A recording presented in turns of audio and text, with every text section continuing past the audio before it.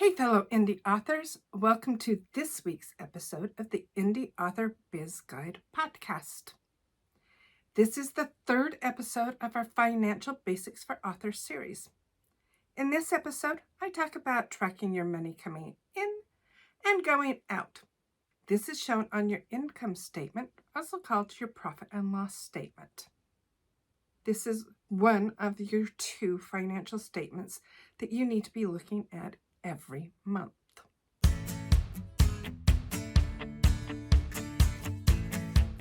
Welcome to the Indie Author Biz Guide podcast. I'm Tora Moon, genre-bending fantasy and sci-fi author, indie business author, and entrepreneur. Here we talk about the business of self-publishing, or as I prefer to call it, indie publishing. As an indie author, you have entered the wonderful world of entrepreneurship. On this show, I guide you through the rocky waters of the indie publishing industry. I share business basics and principles you can apply to your author business, and really any business. Other indie authors share their experiences and expertise to give you insight in your career and build your business. You can download your free indie author business checklist, find additional resources in the show notes at indieauthorbizguide.com. And now, here's today's episode. All businesses have money coming in the form of sales and revenues. They also incur and pay expenses and have money going out. The financial statement that tracks and shows you how much money came in and how much money went out is your profit and loss statement, or also called your income statement. And for those who are listening to this on audio, and you want a little bit more of a visual of what the different sections are of your income statement, I do have a sample income statement and a sample balance sheet, which we'll be talking about in the next episode, available on my website at indieauthorbizguide.com/resources. Your income statement you can think about as a video of your business. It shows your income and expenses over a period of time. You can have one that's just for your month, and you can compare it for the year to date. Or if you've been in business for a while, you can have this month's data compared to last year's data so you can see how you're doing. Are you doing better or are you doing worse than last year? You can also do that same comparison for, say, we're in June.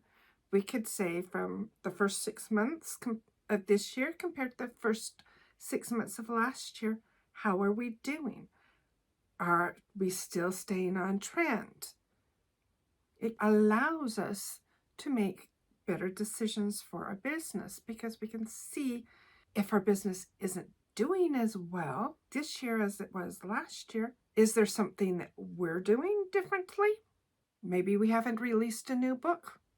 Maybe we're not doing as much advertising as we did last year. We can look at those things and then make a decision. Is there something that we can do to help improve our business? Of course, there's some things that are out of our control, such as inflation running rampant, or more appropriately, corporate greed running rampant, and people having less disposable income. We can also see that and think about what we can do to work with that in our business. When you look at your income statement, you'll see several sections.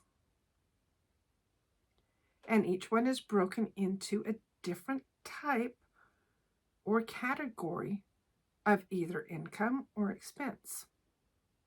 Your top section is your money coming in, your revenues, your sales.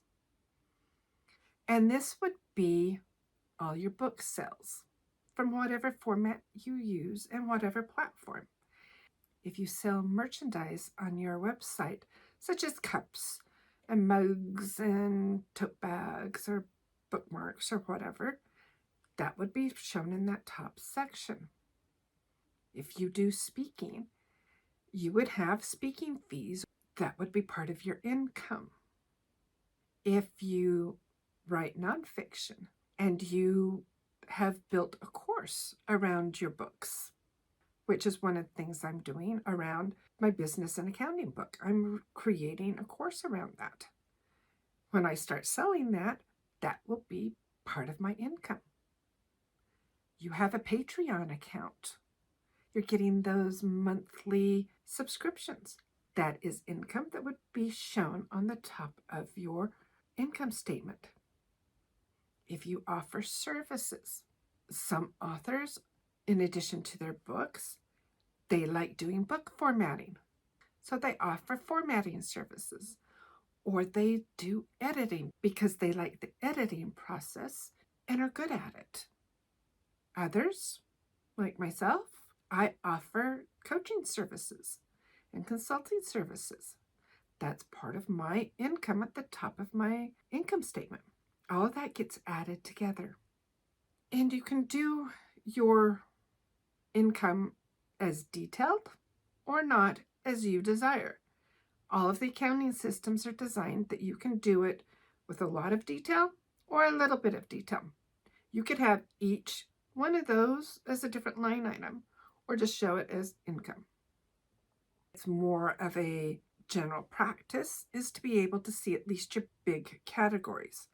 For us, that would be your books. You may want to break that down between your ebooks and your printed books and your audiobooks. That's what I do on mine because I want to see what I'm doing with those 3 formats. If you're doing merchandise, you want to see that. Your next section is your cost of sales. How much did it cost you to generate and make those sales? In our case, I would include your editing, your cover design, and your formatting as part of your cost of sales because you could not sell your book without having it properly formatted, without it editing, without a good cover design. If you sell your books either on your website or at in-person events, you'll also see in your cost of sales the cost of printing those books. You don't record your print cost if you're doing accrual basis and you're taking account of your true cost, like we talked about in the last episode on cash and accrual basis. You record the cost of your print books when you sell them, not when you buy them. When you buy them, that's inventory. When you sell them, that's when you record the cost of getting those books printed and shipped to you. You would also have any credit card fees for those direct sales. If you sold merchandise, then you would need to record the cost of that merchandise. For instance, you have a great map. You write fantasy, you've got this great map, and you've printed that up really special to sell on your website. When you buy that map to sell, you put that cost, just like you would to your books, in inventory. You're holding it. You haven't sold it yet. That's an asset that you own. When you sell it, you take the cost of those maps that you sold, and that gets put as part of cost of your merchandise sales. If you're selling direct, it would also include shipping your books to customers. All of those expenses, those are all expenses. When all of those are totaled up, you get a cost of sales.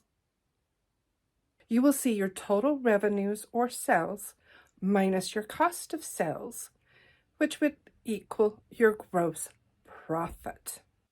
This is not the profit of your business. This is just the gross profit of what you have available for the rest of your expenses. You have to account for what it cost you to make those sales, and whatever is left over is what you have available for your operating expenses. And the net of this, your gross profit, tells you how much you made from your sales. And just your sales, not your business, it's just your sales. The next section is a listing of all your expenses. This is usually broken up into two pieces. One, your marketing and sales expenses, and your general administrative expenses. Your marketing and sales expenses would include any advertising expenses. If you did Facebook ads or Amazon ads or BookBub ads, that's where it would be put. If you did any cross promos that you had to pay for, that's where that expense would go. You did giveaways or bought some swag, that's part of your marketing expenses. I put my email provider, I use MailerLite. I put the expense for that in my marketing expense because I am marketing to my subscribers. You add all that up and that gives you all of your advertising and sales expense.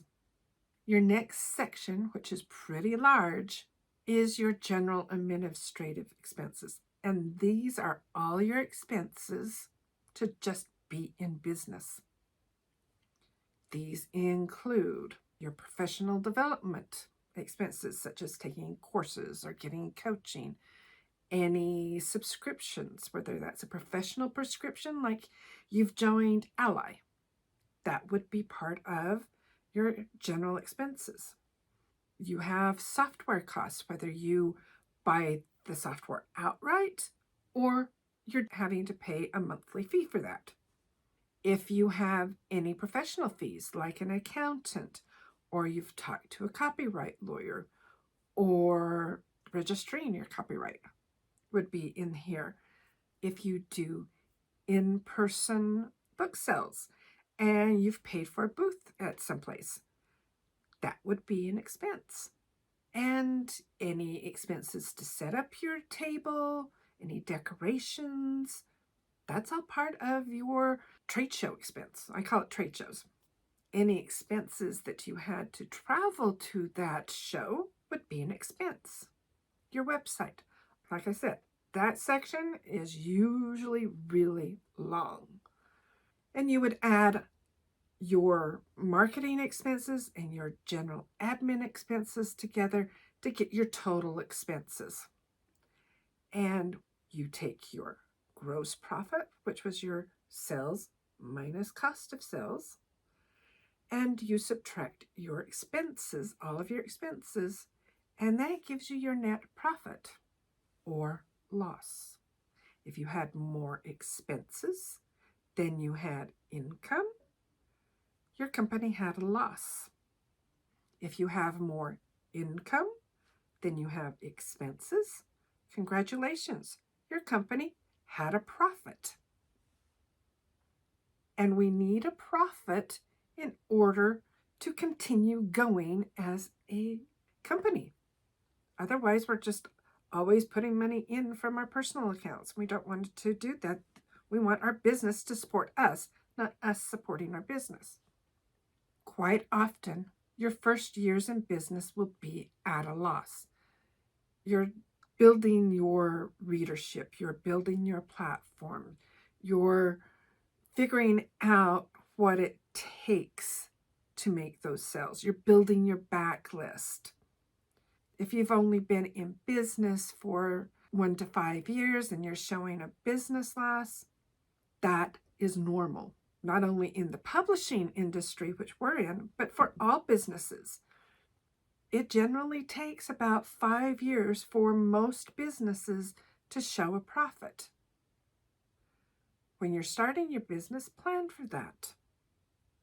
And one of the great things about using a software like QuickBooks or Xero, and there's some others out there, all of the software packages can break down your expenses and show you as little or as detailed as you want. For instance, your advertising expense. On your income statement, you can just show it as advertising expense. You can also break it down in your accounting records so that you can see Facebook ads. How much did I spend on Facebook ads? Amazon ads. How much did I spend on Amazon ads? How much did I spend on the cross promos, such as Book Barbarian or Fussy Librarian or BookBub. How much did I spend on that type of advertising? Then you can see and look at that data and tell which one is getting you better return for your money. Are you spending too much in Amazon ads and you need to be spending a little bit more on BookBub ads? You're wide. You want to increase your sales on Apple or Kobo. Increase your advertising on BookBub to those platforms, or Facebook ads to those platforms. You can look at this data and see what's happening in your business. That's why you have accounting data, is to make those business decisions for your business, not to do your taxes. You can slice and dice this information and data. If you love data, accounting is your cup of tea. You can run a report that shows every single month what you did, so you can really see those trends. You can do a comparison of last year to this year, or the last 5 years. You can drill down of, oh, my professional development was really high this year. What did I do? No, I attended like 5 conferences this year. Was that too many? Or I don't have anything here. Do I need to attend some conferences for increasing my craft level and networking with other authors? Your financial statements is a direct reflection on your business decisions, and they can help you make your decisions because you're now making those decisions on data, not just going by the seat of your pants, or even worse, just fires putting out fires. You've got fire, fire, fire. You're only paying attention to the fire that's in front of you. That's not a way to run a successful business. And if you want to be doing this for a long term, you need to be treating your writing as a business and doing those things to set it up for a successful business. My book, Business and Accounting for Authors, can help you do that.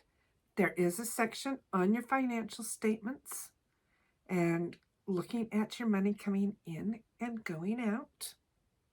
Has a sample chart of accounts with a list of all the common expenses that this type of business has. You can get my book on my website in print, ebook, or audiobook format. It's available on all of the platforms, or you can order it from your library. Just go to them and ask them for it, and they can get it for you. If you need personal help in getting your business set up for success, getting those plans put in place so that you aren't always putting out fires, I now offer author business coaching. And that's what I do in this coaching program, is help you put those plans in place so when things happen, you already have a plan in place so you can just take care of it. Or you can look at where your business is now and plan for your growth. If you're always putting out fires, you can't plan for growth. You can't say, oh, this is where I am now. This is where I want to be. How do I get there? And put a plan in place to get there if all you're doing is putting out fires and flying by the seat of your pants. Flying by the seat of your pants works for writing. I do that. It does not work for your business. In fact, it can be disastrous. I invite you to check it out. You can find out more information about my author business coaching services at indieauthоrbizguide.com/ABC. I hope this episode has helped you in understanding your income statement and tracking your money coming in and your money going out. In our next episode, we'll be talking about knowing what your business owns what it owes to others, and your owner equity. And all of this information is shown on your balance sheet. I hope you tune in next week for that episode, and I hope you have an amazing day today. See you next time. Thanks for listening to this episode of the Indie Author Biz Guide podcast. I hope you found value in it. You can get your free business checklist, find more information, and any downloads mentioned at indieauthorbizguide.com/podcast. Please like and subscribe and tell your indie author friends about the show. If you'd like to support the show, you can donate to Buy Me a Coffee at buymeacoffee.com/IABG. These donations help support the cost of hosting, editing, and production of the podcast. Thank you, and I hope you have an amazing day.